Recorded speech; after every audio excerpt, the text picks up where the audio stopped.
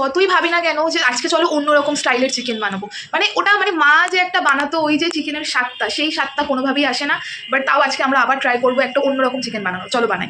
প্রথমে কড়াই একটু হলুদ দিয়ে দেবো, একটু নুন দিয়ে দেবো, আলুগুলো দিয়ে।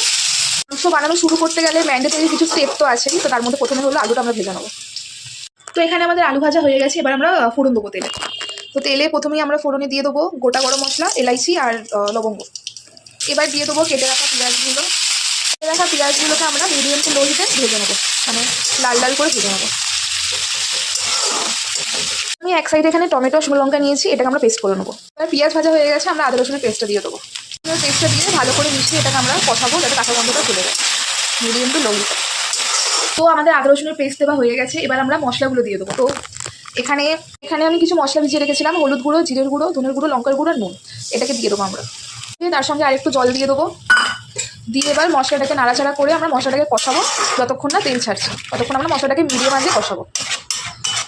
তো এর মাঝখানে আমরা একটা কলা খেয়ে নেবো, ঠান্ডায় কলা খাবার মজা আলাদা। মশলা কষে গেছে, এবার আমরা মাংসটা দিয়ে দেবো। মাংসটাকে ভালো করে মশলার সাথে মিক্স করে আমরা 10-15 মিনিট এটাকে কষাবো। মাংস এখানে 10 মিনিট আমরা কষিয়েছি, এবার আমরা এর মধ্যে প্রথমে দিয়ে দেবো আলু, তারপরে এখানে যে আমরা পেস্টটা করেছিলাম টমেটো আর শুকনো লঙ্কা সেটা দিয়ে দেবো।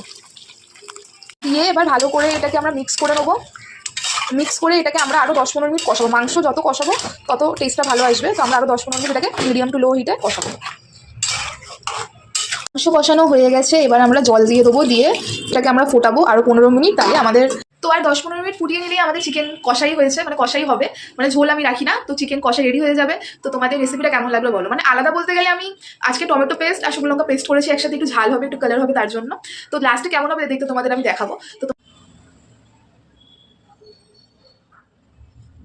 তোমাদের কেমন লাগলো ভিডিওটা অবশ্যই জানিও। Thanks for watching.